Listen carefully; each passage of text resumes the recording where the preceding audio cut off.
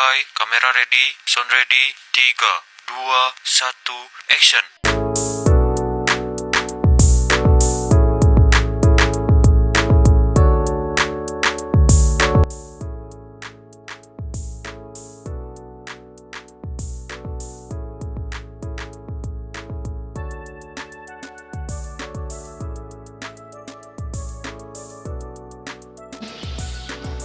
Assalamualaikum warahmatullahi wabarakatuh.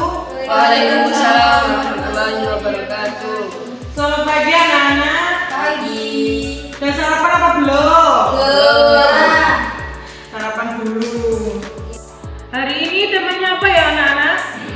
Produktivitas dan efisiensi sistem kependidikan. Oh iya. Siapa yang maju kali ini? Angkat tangan. Oh, 2 orang ya. Silakan dipersiapkan presentasinya. Assalamualaikum warahmatullahi wabarakatuh. Waalaikumsalam warahmatullahi wabarakatuh. Kami dari kelompok 1 akan mempresentasikan tentang produktivitas dan efisiensi dalam konteks sistem pendidikan. Yang pertama, pengertian dari produktivitas yang akan dijelaskan oleh Mbak Dinda. Jadi produktivitas itu adalah perbandingan yang paling baik antara hasil yang dicapai atau output dan jumlah sumber yang digunakan. Produktivitas itu bisa diukur melalui jumlah atau mutu.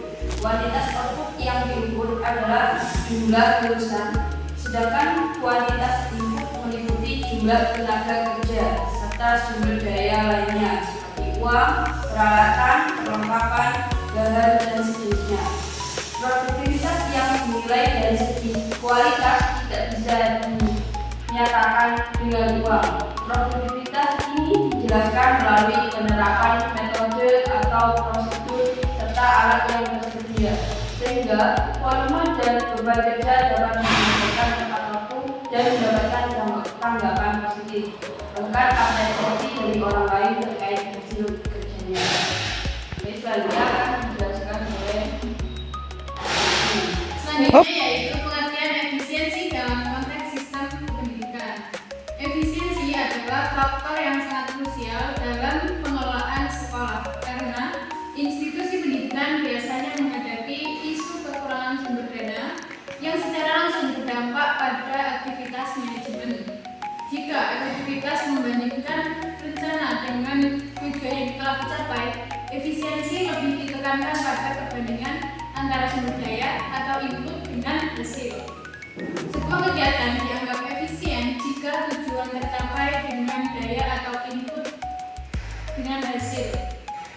Sebuah kegiatan dapat dibedakan menjadi 2 jenis, yaitu efisiensi internal dan efisiensi eksternal.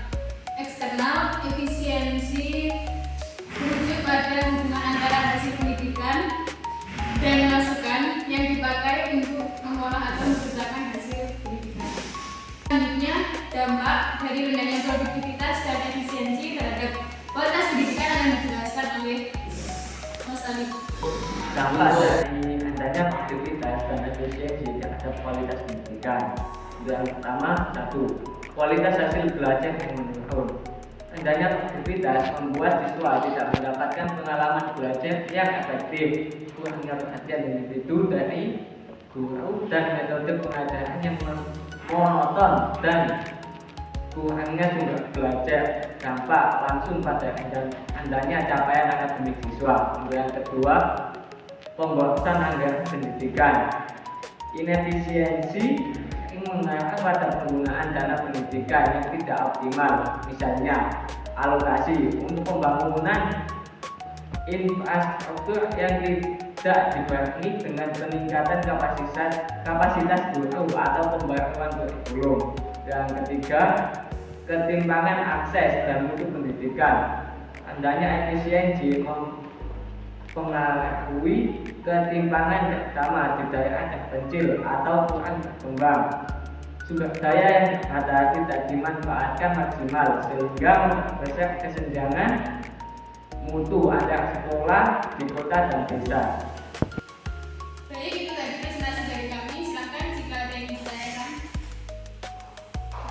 Saya ingin tanya, Bagaimana peran teknologi meningkatkan efisiensi sistem pendidikan? Baik, saya diskusikan bersama Pak Pekan. Baik, izin menjawab pertanyaan dari Mbak Rayi. Pertanyaannya, bagaimana peran teknologi dalam meningkatkan efisiensi sistem pendidikan? Nah, teknologi itu berperan besar dalam meningkatkan efisiensi melalui digitalisasi, administrasi, pembelajaran daring, dan penggunaan perangkat lunak untuk evaluasi pembelajaran. Hal ini membantu menghemat waktu, biaya, dan meningkatkan jangkauan serta kualitas pembelajaran. Bagaimana Mbak Rayi? Ya, terima kasih. Sekian presentasi dari kami. Apabila ada kurangnya kami mohon maaf. Wassalamualaikum warahmatullahi wabarakatuh. Waalaikumsalam warahmatullahi wabarakatuh. Assalamualaikum warahmatullahi wabarakatuh. Waalaikumsalam warahmatullahi wabarakatuh. Di sini kami melanjutkan presentasi dari kelompok 1. Oke, kami membahas tentang faktor-faktor yang mempengaruhi tingkat produktivitas dan efisiensi dalam sistem pendidikan di Indonesia. Jadi di sini faktornya ada 5. Yang pertama yaitu mengenai kompetisi guru menurut Permendiknas nomor 16 tahun 2007, yaitu dengan menetapkan 4 kompetensi. Yang dulu yang pertama yaitu pedagogik, yang kedua kepribadian, ketiga sosial dan profesional. Kompetisi tersebut itu melibatkan tentang kecakapan, kemampuan dan pengetahuan dalam menjalankan tugas spesifik. Aspek kompetisi itu meliputi pengetahuan, pemahaman, kemampuan, nilai, sikap, dan minat. Yang kedua yaitu motivasi. Jadi itu motivasi itu sangat berpengaruh pada produktivitas individu dalam organisasi. Hal ini itu mendorong setiap orang untuk berkontribusi dan ada kemajuan. Tanpanya ada motivasi karyawan itu hanya melakukan pekerjaan seadanya. Nah, jadi itu motivasi itu bisa berasal dari diri dan luar individu. Yang ketiga yaitu pendidikan. Jadi orang itu yang punya pendidikan lebih tinggi itu cenderung itu memiliki wawasan luas dan menghargai produktivitas. Yang keempat yaitu tentang keterampilan. Jadi semakin terampil tenaga pendidik, maka semakin baik juga pekerjaan dan mengembangkan produktivitas. Yang terakhir yaitu manajemen. Jadi manajemen itu adalah sistem yang digunakan pemimpin untuk mengelola, memimpin dan mengendalikan tenaga pendidikan. Manajemen yang baik dapat meningkatkan semangat dan mendorong produktivitas tenaga pendidik. Selanjutnya akan dijelaskan oleh Mbak Rayi. Selanjutnya yaitu kondisi produktivitas dan efisiensi sistem pendidikan saat ini di berbagai jenjang. Saat ini produktivitas dan efisiensi pendidikan di Indonesia berbeda-beda di berbagai jenjang. Di jenjang PAUD dan SD, angka partisipasi anak cukup tinggi, tapi masih ada perbedaan kualitas antar daerah. Kemampuan literasi dan numerasi siswa juga masih di bawah standar nasional. Di jenjang menengah, angka putus sekolah meningkat, terutama dari keluarga kurang mampu. Untuk SMK, masih banyak lulusan yang belum sesuai dengan kebutuhan dunia kerja. Di perguruan tinggi, jumlah lulusan bertambah, tapi riset yang dilakukan masih banyak yang kurang relevan.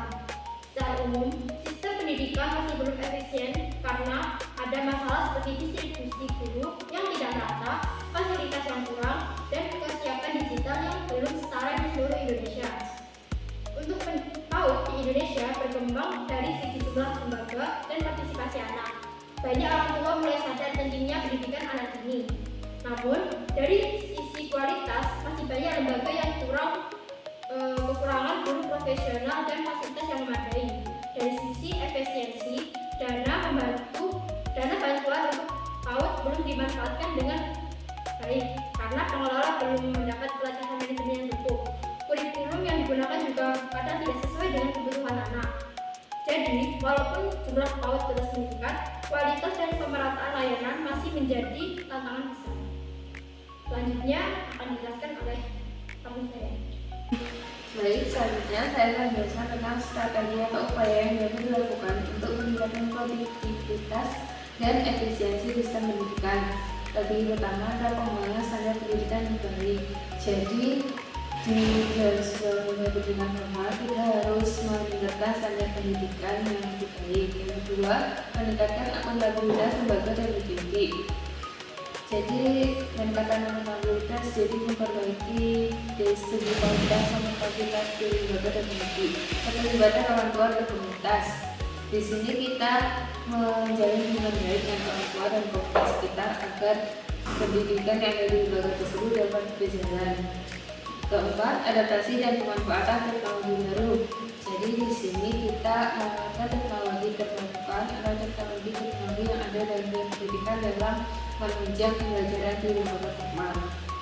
Yang kelima, pengembangan kompetensi guru melalui pelatihan berkala.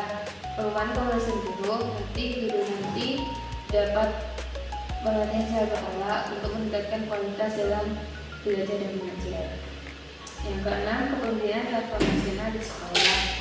Yang ketujuh, manajemen waktu dan sumber daya yang efektif. Di sini lembaga harus bisa memanajemen waktu dan sumber daya secara efektif sehingga dapat mencapai tujuan yang diinginkan secara maksimal. Yang kedelapan dan terakhir, kurikulum yang relevan dan berbasis kebutuhan siswa. Di sini lembaga menyesuaikan kebutuhan siswa kurikulum apa yang didapat sehingga bisa dapat melakukan pelajaran secara maksimal. Cukup sekian, terima kasih. Saya menggunakan pada Baik, itu tadi presentasi dari kelompok kami. Apabila ada yang silakan. saya ingin bertanya, Ya, silakan. bagaimana kesenjangan kualitas antara daerah dalam sistem PAUD yang dicerminkan ketika efisien pengelolaan sumber daya pendidikan di Indonesia? Baik, terima kasih atas menjawab dari pertanyaan sebelumnya. Bagaimana kesenjangan kualitas antara daerah dalam sistem PAUD mencerminkan ketidakefisienan pengelolaan sumber daya pendidikan di Indonesia? Kesenjangan kualitas PAUD antar daerah mencerminkan ketidakefisienan karena menunjukkan bahwa distribusi sumber daya seperti guru berkualitas, fasilitas, dan anggaran tidak merata. Akibatnya, meskipun partisipasi tinggi, banyak daerah yang masih mengalami mutu pendidikan yang rendah. Hal ini menunjukkan bahwa input yang ada belum dimanfaatkan secara optimal untuk menghasilkan output pendidikan yang setara di seluruh wilayah. Bagaimana? Baik, terima kasih. Baik, terima kasih. Sekian dari kami. Kurang lebih mohon maaf. Waalaikumsalam warahmatullahi wabarakatuh. Sudah anak-anak? Sudah.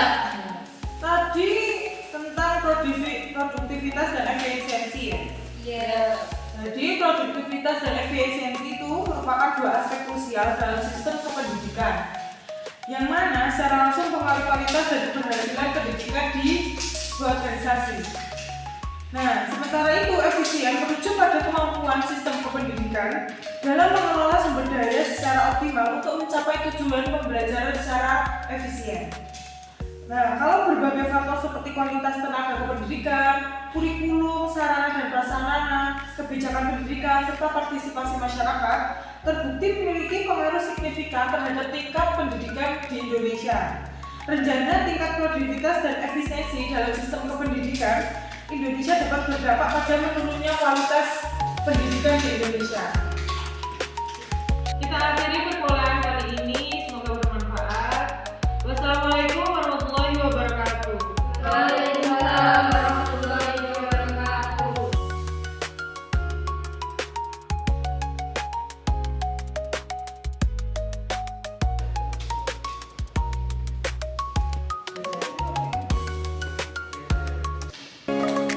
Baik, sekian video dari kami. Kurang lebihnya mohon maaf. Semoga bermanfaat. Wassalamualaikum warahmatullahi wabarakatuh.